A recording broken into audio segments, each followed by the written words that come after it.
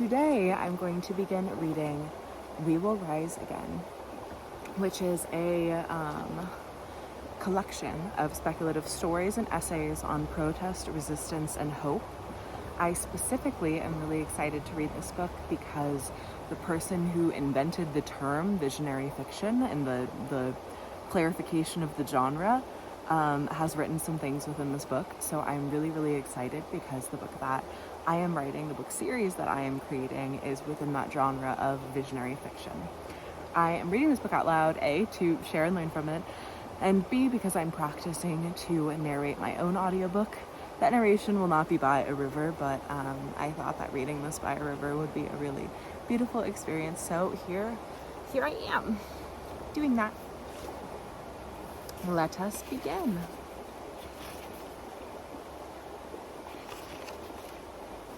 Introduction.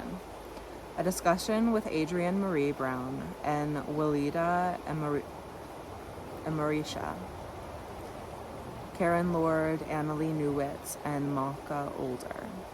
Annalie. A few years ago, on the wilds of the internet, Malka was running a podcast called Sparkle Salon, where a group of authors got together and discussed everything from urban planning and sci-fi to astrophysics and learning to fly an airplane. At one point during our recording, Karen mentioned the search for the numinous in fantasy. I don't know what that word means. And something about what she said struck a chord. I've always felt a seemingly contradictory desire for data-driven rigor and fantastical transcendence. I think fiction should reflect our cultural realities, but also help us see something beyond ourselves, beyond the human. From that dizzying vantage point, perhaps, we can start to see a pathway beyond our petty, everyday squabbles to real solutions. As soon as we ended the podcast, I started furiously writing a book proposal for a collection of speculative stories that would take social science seriously, approaching the numinous and the mundane with the same appetite for realism that science often inspires. In this anthology, we'll attempt to represent realistically what inspires people to rise up and resist, I wrote. I emailed Karen pretty much out of the blue, asking if she'd be interested in co-editing such an anthology. To my utter delight, she said yes. Karen. I read Annalie's email with pure excitement. The concept of pairing authors with movement leaders before they wrote their stories was especially powerful. That grounding of fiction and reality. I replied yes to Annalie within minutes, promising a proper reply after a chance to reread and think. After pondering structure and logistics, I sent them a longer, more somber, but still very delighted response. If you love the destination, you have to love the journey. I wanted to do the project justice, so a couple of months later, when I was still thinking about how to best manage our task list and timeline, I asked Annalie if they were open to inviting a third co-editor. We were unanimous in our choice, back to the source, the host of the Sparkle Salon. Annalie sent an email to Malka with a pitch and an invitation to participate at whatever level her schedule would permit. Malka replied yes, with so much excitement and so many great ideas that we knew we'd made the right decision. Malka. I loved the idea. I'm a social scientist, and most of my sci-fi is very much about the social implications and consequences of change. So I was really happy with the idea of giving these topics the same rigor and emphasis that many speculative anthologies put on tech. Also, as a strong believer in human agency and collective action, I was really excited about the idea of stories focusing on those challenges and possibilities. Quick flashback here, because I think it's important to note that Sparkle Salon, which started all of this, came about because someone got the idea that they would like to hear a specific subset of their favorite authors talk about anything and said so publicly. And lots of other people agreed, and I was in a position to ask the institution I worked for, Arizona State University, to give us a platform for it. So, this whole thing came about because one person had an idea, imagining an element of a possible future, generated collective enthusiasm about it, and then it became this wonderful experience that brought 6 of us, and hopefully the audience too, so much joy. And this book was much the same. An idea one person had that was shared and then received support from other authors and activists in Arizona State University, which helped us run an online conference with activists for our authors, and now it's a book that you're holding in your hands or listening to. We imagined a small part of the future we want, and collectively we made it happen. Anyway, one of the first things I said when Annalee and Karen came to me was that there was a really important antecedent, I don't know what that word means either, in this space. Adrienne Maree Brown and Walida Emerishi's Octavia's Brood, science fiction stories for social justice movements, and the movement they built with it.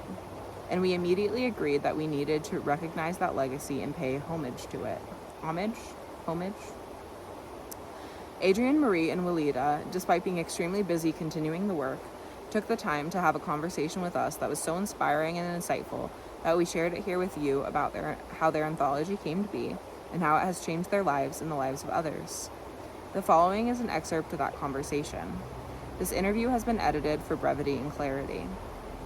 Adrienne Maree Brown is the New York Times bestselling author/editor of several published texts, including Pleasure Activism, The Politics of Feeling Good. I want to read that. The Emergent Strategy, Shaping Change, Changing Worlds. Cool. Adrienne was awarded the Auburn Institute's Spiritual Resilience Fellowship in its inaugural year, 2019 to 2020. In 2022, she was awarded the Jack P. Blaney Award for Dialogue from the Simon Fraser University Center for Dialogue, and the Barry Dime Champion for Change Award from the Institute for Nonprofit Practice. She attended the Clarion Sci-Fi Writers Workshop and the Hedge Brown Writers Residency in 2015, the Voices of Our Nation in 2014 as the part of the inaugural Speculative Fiction Workshop. She was a 2013 Kresge Literary Arts. Ooh, there is a bug on me. Please pass peacefully. They're on the back of my legs. I'm just gonna let them be. Fellow and a 2013 and 2015 Knights Art Challenge winner. Writing and generating science fiction in and about Detroit. She was the Le Guin Feminist Sci-Fi Fellow and a Sundance/Time Warner 2016 Artist Grant recipient. What an introduction. Walida Emerishi is an educator, writer, public scholar, and spoken word artist. Ugh. Okay, I really wanted to lay down and read this, and I feel like video-wise, I like this angle, but then the impact it's having on my neck for doing this is bad. So I'm gonna restructure. Okay, many hours have passed. I had someone come up and hang out for a while, and then a really big spider crawled on me, and then my head's kind of started hurting because there's a lot of smoke right now, and I think that started getting to me. And then I made breakfast fajitas and did the dishes. So we're back. Time to continue. Let us find our page again and hope that the smoke clears because I moved to Montana to be outside. But also I heard people say that was impossible for a few months during the smoke, so is what it is, I guess. Still much better than where I was previously, in my opinion. Alrighty. Also, it's hot. I'm gonna kind of sweat, so sorry about that. Alright, let's get to it. Walida Emerishi is an educator, writer, public scholar, and spoken word artist. She co-edited the anthology Another World is Possible. Emerishi's, I feel like I keep saying her name different, nonfiction book Angels with Dirty Faces, 3 Stories of Crime, Prison, and Redemption won a 2017 Oregon Book Award. She is also the author of a poetry collection, Scars/Stars, and in 2015, she received a Tiptree Fellowship for her science fiction writing. She is currently an associate professor in the Black Studies Department and the director of the Center for Black Studies at Portland State University. In the past, she has taught at Stanford University, Pacific Northwest College of the Arts, and Oregon State University. For 6 years, she presented statewide as a public scholar with Oregon Humanities Conversation Project on several topics, including Oregon Black history. Annalee, tell us a little bit about the process of putting Octavia's Brood together. So, okay, you're going to piece this together, but this is in the format of a conversation that they're having. So it says their name and then what they say. Adrienne, in 2010, both Walida and I were in Detroit for a series of events the Allied Media Project Conference, and the US Social Forum. We didn't meet up with each other, but we knew of each other already. We were both doing different things, but it was all really related to Octavia. Afterwards, I wrote an email to her and asked, should we do an anthology of short fiction that's from social justice workers, but in the spirit of Octavia? She wrote back to me, yeah, we should totally do that. Do it. I said, great, maybe next year, or, we'll figure out when is a good time to do this. And then I sat for less than an hour or something before I said, fuck it, let's go, let's do it. And that began a 5-year journey. We began getting to know each other, asking, what's your vision for what this could look like? What are the values? Walida had introduced a concept called visionary fiction. That really shaped it all. Walida. Visionary fiction came up when I was invited to guest edit an issue of Left Turn, a radical organizer magazine. My friend Jordan Flaherty, who was on the editorial team then, said, come up with an idea. I said, well, what if it was about science fiction and social justice? Jordan is not a nerd. He said, oh, I don't get it, but I'll bring it on the board. Bring it to the board. Morgan Phillips, one of our amazing contributors, was also on the board of Left Turn and is just one of the best nerds in the world. She was like, oh my God, yes. So we worked together and we were thinking, well, we need some sort of name for this thing. What is it? We called it visionary fiction. I'd already known Adrian's work doing Octavia E. Butler emergent strategy sessions, which I was in love with. So I asked Adrian if she would write something about Octavia within that realm of change and visionary fiction, and she wrote a beautiful, amazing piece. Excuse me. Oh wow, I've been drinking these Shirley Temple kombuchas that are so good. And that's what that was. Adrian. It was a particular moment in movement where it really felt like we need to unlock our imagination. We need to unlock a sense of what else is possible. We're kind of stuck in looking backward and romanticizing movement behind us, but not having a sense of what's going to transform the conditions. We can't just rest on our laurels. I actually don't know what that means. Laurels. I have the ability to write things down, so I'm gonna write things down. Like, I've seen this word before, but laurels. I'll look that up later. There's something we need to create because we've never seen it. We've never actually seen all these things that we're interested in seeing. So that led us into the process. We ideated what we wanted people who are active in movement. We ideated that we wanted people who are active in movement now, or at the time, active in movement organizers. People who wouldn't necessarily think of themselves as fiction writers were actually just really intriguing to us, which made it hilarious to try to pitch to publishers. They're not science fiction writers, but they're going to write their first ever science fiction. It's going to be great. Actually, it really was. We considered self-publishing for a while, and then we got an invitation from AK Press via their Institute for Anarchist Studies imprint. I'm going to look that up.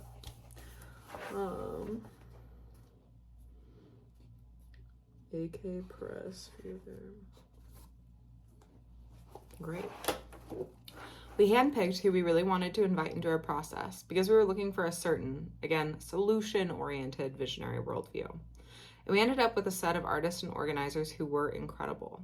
A lot of them said, I don't write science fiction. I don't know how I'll be able to do this. And then they came back with really expansive visionary worlds, some of which had gone on to then be published in other formats. It took 5 years from when we had initial communication to when we were able to publish the book.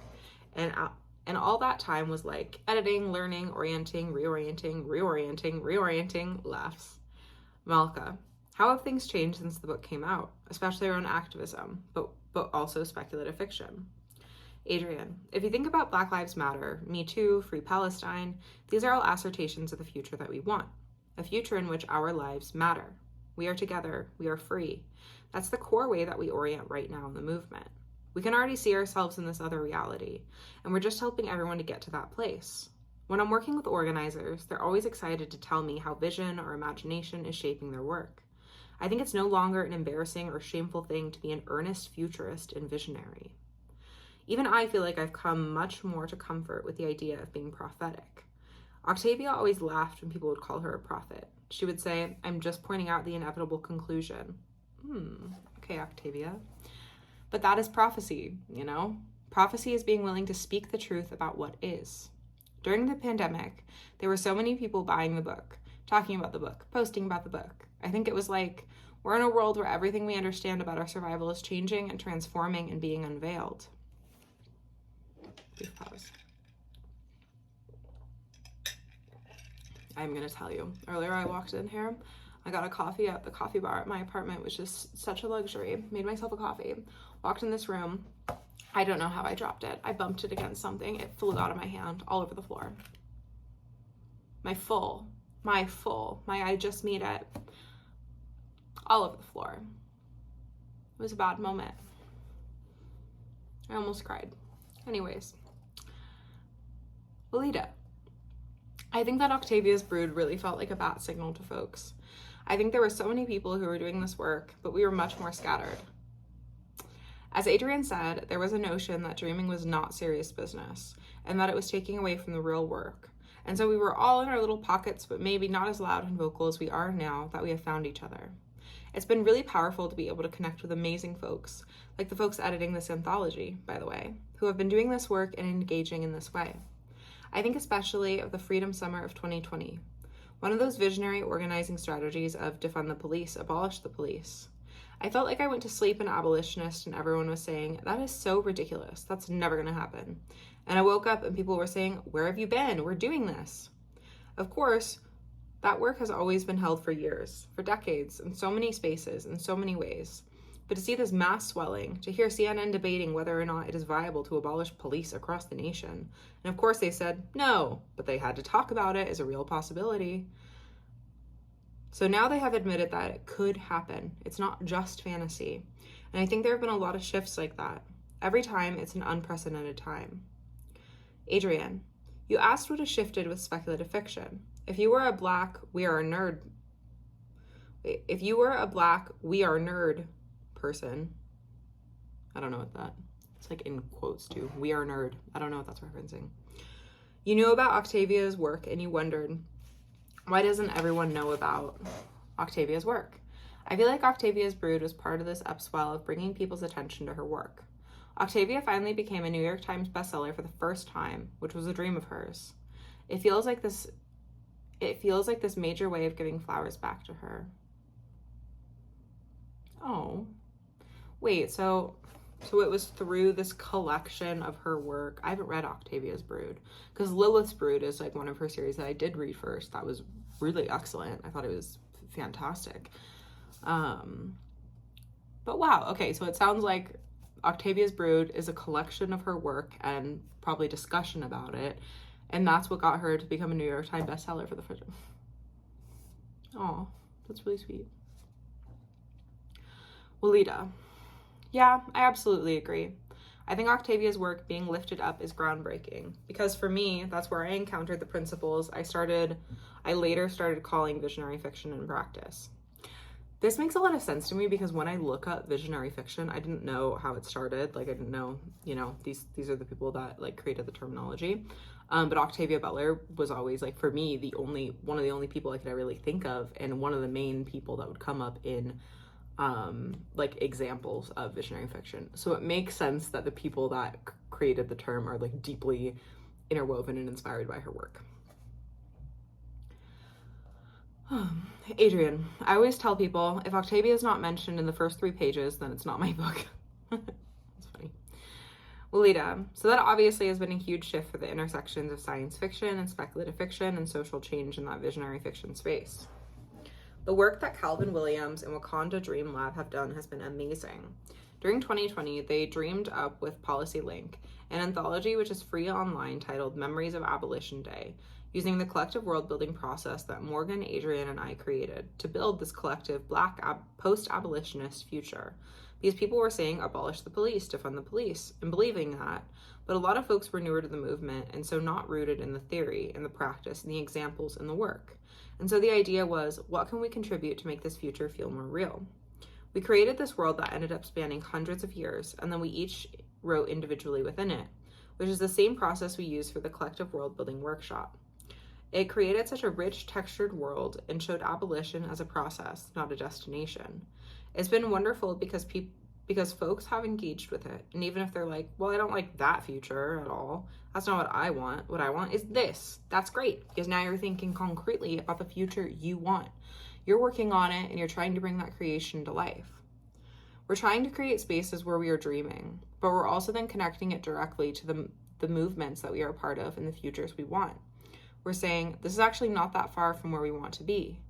I'm working now with Jordan Flaherty on a film called Space to Breathe, and that is trying to blur those lines between documentary and science fiction, set in an abolitionist future.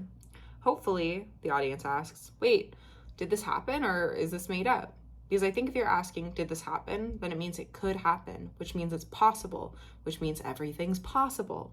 So I really like working at those intersections. A lot of folks create so much more fantastical, complex, different worlds. But my work, where I think I am best, is in the intersections of this world and trying to blur that line between the future we dream of and the world we have. Karen, how do you cope with book bans, which restrict people's access to the work that you've put out there that is important, that you put a lot of sweat and tears into, and that you hope will make a difference?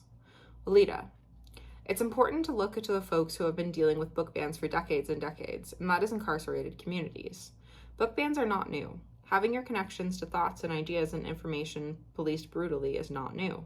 And so folks have developed systems for being able to address that.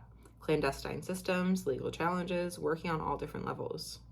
We often don't look to people in those spaces as our leaders, as our visionaries, and yet we should. There are a lot of folks who have been activated and pulled into movements for the first time because of the book bans, which is wonderful. But recognizing again, this is not something that started in 2020. This is not something that started with Florida. This is something that has been happening in our society for as long as there has been a society. We have so many communities that are dealing with it every single day and finding ways around that and getting creative and figuring out how to connect through what is supposed to be an impenetrable wall of silence. Working with these communities, listening to those communities, learning from those experiences is fundamental for us to bring that knowledge and that hard-won wisdom out here. Excuse me, tiny burp. Out here to move these movements forward. So we're not acting like we have to start from scratch. We're not just starting from scratch. We have so many experts available. We just need to ask them, or not even ask. They're speaking. We just need to listen to them. Adrian, we're in this really interesting moment of culture war, and to me it's an honor to be on the banned books list. In some way right now, we're seeing students on all these campuses being suspended for standing up for Palestine, and they're saying it's an honor. It's an honor. If you try to silence something, that means that you think that it could actually create some serious change. It's a messed up way to bow to something's power to try to silence it that way. So that's the way I receive it. Yeah, please. I hope that the work is important enough that you're scared of it. And one other thing I love about fiction is people often don't realize they need to be afraid of it until it's too late. Karen, when you're a creative person and you feel things very deeply and earnestly, how do you keep that vulnerability while writing on difficult topics, but also protect yourself from the painful realities of the present world? Adrian, there's an aspect of visionary fiction, which Walida is always so helpful at regrounding us in, that describes how utopia sits on top of dystopia. There's a utopian outcome, but who would make that possible? How would that become possible? So far, every time the human species inside of this beautiful, abundant universe has tried to answer these questions, we've come up with a utopia that lies on dystopia. We have to ask, for me to be experiencing utopia, who's paying the cost? And in my own life, how am I equalizing cost? If you remember that, it always keeps you grounded. Part of why I kept reading Octavia Butler over and over again was because each of her characters had a hypersensitivity in some way. She wrote about Black people who feel more than the people around them and survive. What does it mean to be that kind of Black girl? Because I'm that kind of Black girl. All those characters found artistic and philosophical outlets, drawing art, making sketches, sharing poems, song, and doing their healing work. So I write a song or a poem almost every day. Sometimes it's for public consumption, a lot of it isn't. To stay in touch with a part of me that is creative, not for performance or for anyone else's eyes, but just because I'm a human being. The only other thing I would say is, you're not the first, you're not the last, and you're not transactional. Emergent strategy taught me that. You're not giving someone an idea with the expectation that they're gonna live that entire idea. I'm planting seeds. Almost everything in nature releases its seed, right? Just release the seed. That's all you have to do. Walida, there's a season for all things. I think it's okay to say right now, for today, for this hour, for this week, this is what I need. This is what my heart needs. As long as you're thinking about how that connects to the larger world, right? As Adrienne said, we're all interconnected. That's not to say we have to sacrifice all for everyone constantly, but that notion of self-care doesn't have to be put within the context of community connection. Oh, does have to. But that notion of self-care does have to be put within the context of community connection. It is so important to recognize that utopias are built through our work, and so I feel lucky to be a futurist and a historian, because that grounding in history has really been important to me. That's how I stay motivated. Looking backward and thinking about what people went through that I could never. I can't imagine surviving, let alone changing the world under these conditions, and yet people have done it again and again. It's a historic certainty, so it is a futuristic certainty that we will make change in the world. There's no question of that, and we need to take responsibility of saying, what change are we going to make in the world? It's going to happen, right? The world is changing, period. We can't stop it from changing, so how do we shape change? How do we shape ourselves? How do we recognize the only lasting truth, as Octavia said? Rooting in that history is really important because it shows you the long view. It's easy to get discouraged. 4 years may look like a loss, but in 20 years, in 50 years, in 100 years, people are going to look back on y'all and say, yeah, of course they were going to win. Of course. Obviously they knew that. We don't know that. So we have to find ways to hold on to that, and trying to find those paths forward, for me, is what visionary fiction is about. It's not about getting to utopia, but it's about how we find ways to unstick ourselves. How do we find ways to imagine ourselves, our work, our movements differently, so that we are able to build the futures that we want? And that is the end of the introduction. I really, really, really liked those last 2 paragraphs, specifically this past page. I like just the notion of the world is going to change, period. How are we going to shape it? Yes. Yes. Yes. Okay, I'm really excited to keep reading this book. Thank you for being here with me. I plan to update a few chapters every week. I'm also simultaneously reading out loud Atomic Habits, so I intend to just go back and forth and ideally upload at least one of these a week, if not 2. But yeah, I'm really excited about this. Thank you so much for your presence, and let me know what you thought about this.